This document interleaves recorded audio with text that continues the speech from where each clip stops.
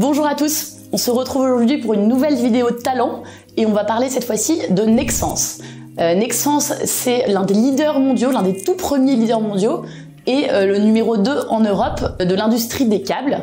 Et là encore, ce sont des acteurs qui sont assez rares, mais on en parle beaucoup ici. Donc une entreprise qui a plus de 100 ans d'expérience dans son domaine. L'histoire de Nexans est concomitante de celle du développement de l'électricité et commence donc fin 19e. En 1879, on le sait tous, Edison met au point une ampoule fiable et commerciale à grande échelle et il ouvre ainsi la voie au développement industriel de l'électricité. Mais pour que cette électricité se développe à grande échelle, il lui faut des câbles pour être transportés. Et ça tombe bien, puisque cette même année 1879, en Suisse, à Cortaillot près de Neuchâtel, l'ingénieur François Borel invente un procédé innovant de fabrication, une presse qui permet de délivrer des câbles isolés au plomb, donc sans perte électrique, souple, solide et ne craignant pas l'humidité. Et c'est un système qui va se généraliser partout dans le monde, mais qui a été développé pour la première fois dans cette petite société ancêtre de Nexans. C'est une révolution, parce qu'en fait on passe du câble aérien qui pendouille en haut d'un pylône à la possibilité d'enfouir le câble et de l'exploiter à des tensions de plusieurs milliers de volts, donc ça permet d'être beaucoup plus puissant. Donc notre inventeur s'associe à l'homme d'affaires Édouard Berthoud pour fonder les câbles de Cortaillot en 1879 toujours, et il commence à se faire connaître. Et à l'époque, le pionnier dans l'électricité, c'est quand même beaucoup la France. Et donc, ils vont présenter leur gaine sous plomb en 1881 à la première exposition internationale d'électricité à Paris. Ils se font repérer, on entend parler d'eux. Et en 1890, quand la Société des Forces Motrices du Rhône décide de construire une usine hydroélectrique sur le Rhône pour électrifier donc la ville de Lyon, et ben, ils s'adressent à cette petite société suisse. Dès 1896, ils leur passent une énorme commande de câbles. Du coup, devant ce chantier très important, les petits Suisses décident d'acheter des terrains à Lyon et ils implantent une usine et ils fondent en 1897 la Société Française des Câbles Électriques, un nom assez simple, droit au but. Et donc cette société réunit les techniciens suisses et les investisseurs lyonnais. Très vite, l'électricité se développe dans le pays et les commandes affluent de toute la France. Et notamment, ils raflent un chantier assez prestige qui est celui du câblage du secteur des Champs-Élysées à Paris. En 1912, la société donc est reprise par la Compagnie Générale d'Électricité, CGE, qui va participer à toute l'histoire du XXe siècle de l'électricité en France. L'idée étant alors de réunir les multiples acteurs du secteur de l'électricité pour en former une unique entreprise nationale et du coup beaucoup plus puissante. Pendant la Première Guerre mondiale, donc, la société au sein de la CGE participe à l'effort de guerre en fournissant par exemple des câbles téléphoniques à l'établissement central de la télégraphie militaire. Et pour ce faire, pour être plus efficace, une seconde usine est construite toujours à Lyon. Donc cette implantation lyonnaise étant principale, l'entreprise, toujours sous la coupe de la CGE, est renommée assez logiquement la Compagnie Générale des Câbles de Lyon en 1917. Et dès le début des années 20, avec l'essor du téléphone, le groupe trouve un nouveau relais de croissance.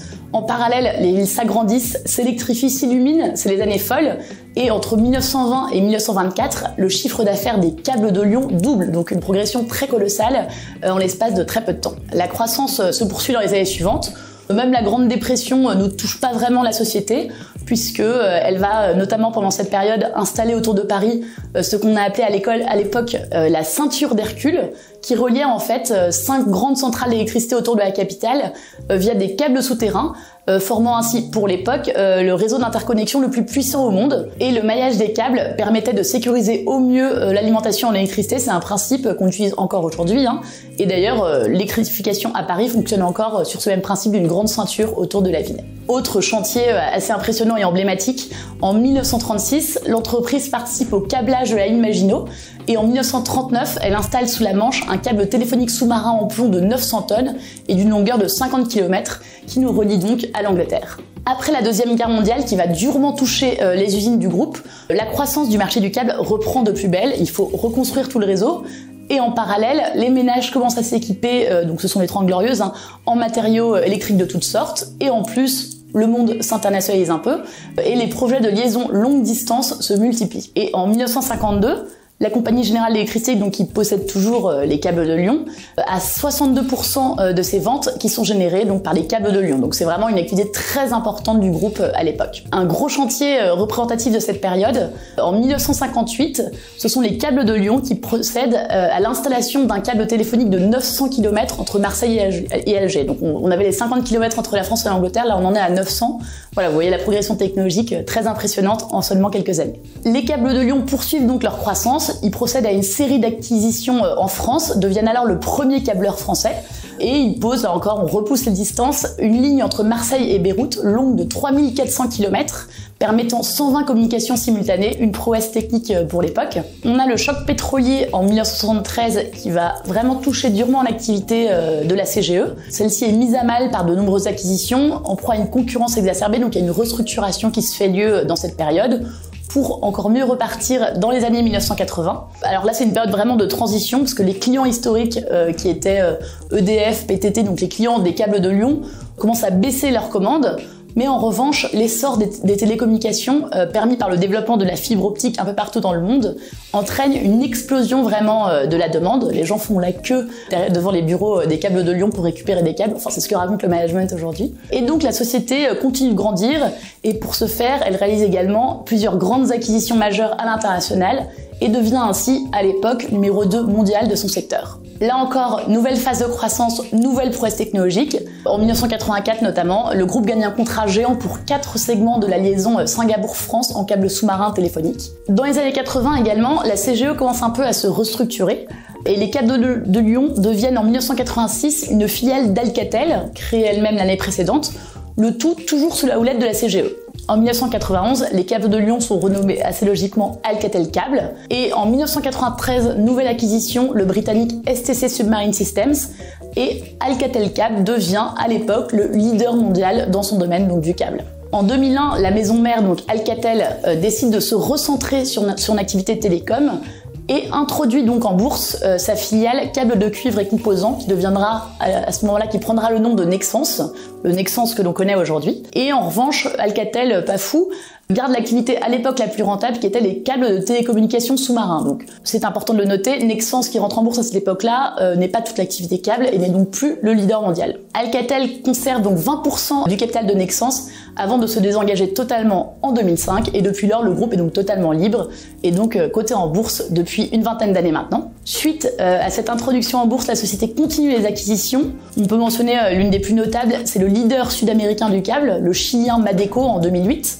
Pour un montant de 450 millions de dollars, donc c'était à l'époque, c'est toujours d'ailleurs la plus grosse acquisition jamais réalisée par Nexans, ou également en 2012 Amercable pour 275 milliards de dollars, donc une entreprise américaine cette fois-ci, ou encore le chinois Shandong Yangu Cable Group.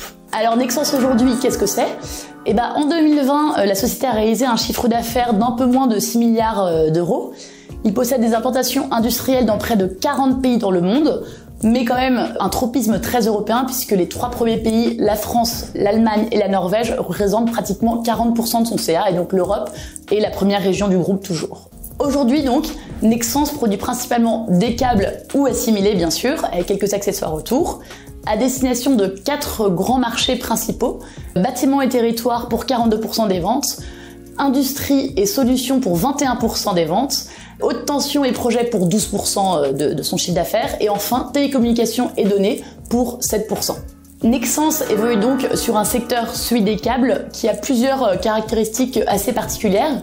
Déjà, les câbles, ils sont cachés, mais ils sont partout. Ils sont vraiment indispensables dans presque tous les domaines pour garantir que ce soit l'accès à l'énergie, l'information, la sécurité des infrastructures et des bâtiments, ou la mobilité des personnes et des biens, donc c'est vraiment fondamental. Ce sont également un point important des produits durables. Ils ont généralement un long cycle de vie, plusieurs dizaines d'années, vu qu'ils sont associés à des infrastructures pérennes, le bâtiment notamment. La clientèle pour ce type de produit est très variée. On a déjà mentionné, mais les opérateurs télécoms, les géants numériques, les infrastructures IT, les énergéticiens, les industries d'extraction, les opérateurs de services essentiels et d'infrastructures publiques, les distributeurs et les installateurs de matériel électrique, les fabricants et les intégrateurs de systèmes de câblage, les collectivités locales, etc., etc. Donc une clientèle très très diversifiée. Et face à cette clientèle, un marché qui est très concurrentiel et qui est assez fragmenté. Nexans est le numéro 2 en Europe, mais il ne représente que 6% de ce marché, malgré cette position avantageuse, 6% du marché mondial. Bien loin derrière le numéro 1 mondial, qui est également le numéro 1 en Europe, l'italien Prysmian, qui lui en détient 15%. Donc voilà, c'est un marché qui est quand même relativement fragmenté. Au global, le nombre et la taille des acteurs de ce secteur varient un peu en fonction des différents marchés, donc ils sont multiples, on l'a vu, des zones géographiques et des lignes de produits concernées, sachant qu'aucun acteur, même les plus importants, ne couvre toute la gamme des produits du secteur du câble, parce que, voilà, on l'a vu, c'est très très éparpillé et très très varié. Dernière caractéristique, enfin, il s'agit d'une industrie cyclique, comme le sont ces marchés finaux, notamment le bâtiment, et une industrie également qui est connue pour ses niveaux très élevés d'investissement, notamment en R&D, avec en conséquence une concentration qui va croissante. On peut citer en 2017 NKT Cable au Danemark qui a repris le Suisse ABB, ou encore la même année ce fameux italien Prysmian qui a repris l'américain General Cable et qui a formé ainsi l'acteur mondial numéro 1 actuel de l'industrie du câble. En termes de taille de marché, donc le marché mondial des câbles et des connecteurs est estimé à un peu moins de 90 milliards de dollars en 2019. Il y a eu bien sûr un coup d'arrêt en 2020, mais là il a déjà renoué avec la croissance et on estime qu'il devrait atteindre les 150 milliards de dollars en 2026, donc un marché qui est en très bonne croissance. Et sur la longue durée, il est vraiment très porteur puisque tiré par différentes tendances, parmi lesquelles on peut citer l'urbanisation et la croissance démographique, qui génèrent donc des besoins immenses en énergie, en infrastructure, en réseau. Et donc tout ça, c'est très consommateur de câbles, une bonne nouvelle pour Nexans.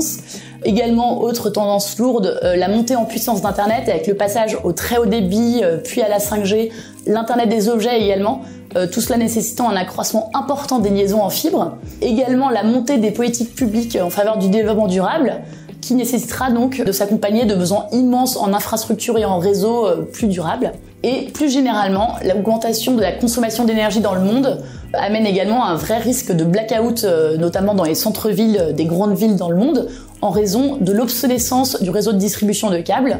Et du coup, un fort développement d'une nouvelle génération de câbles, de smart grid, est attendu. Donc tout cela devrait vraiment tirer le marché et engendrer une forte croissance dans les années et même les décennies à venir.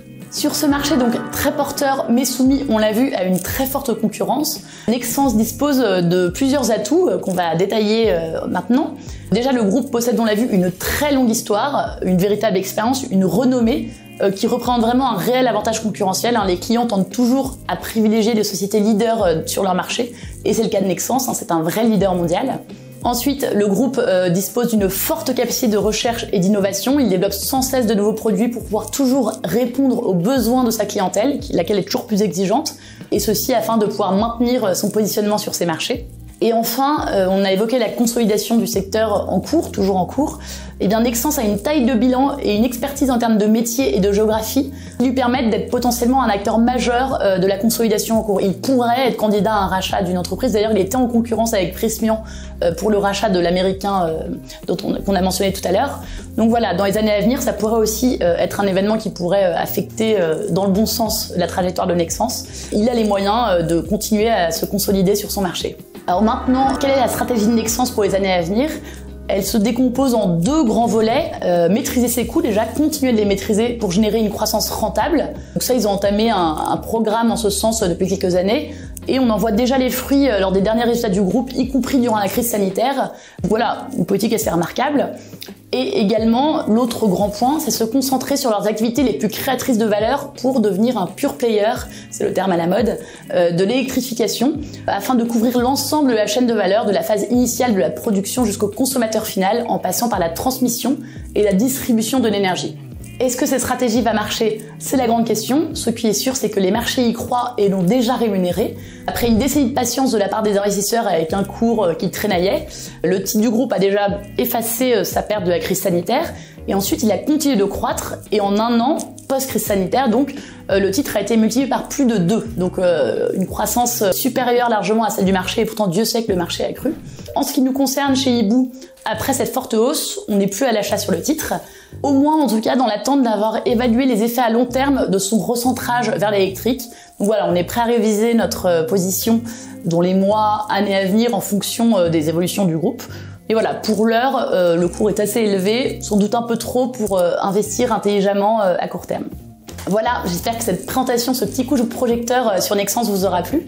Je vous invite pour une analyse plus détaillée à aller regarder comme toujours la fiche sur notre site. Et je vous dis à bientôt avec l'équipe Hibou.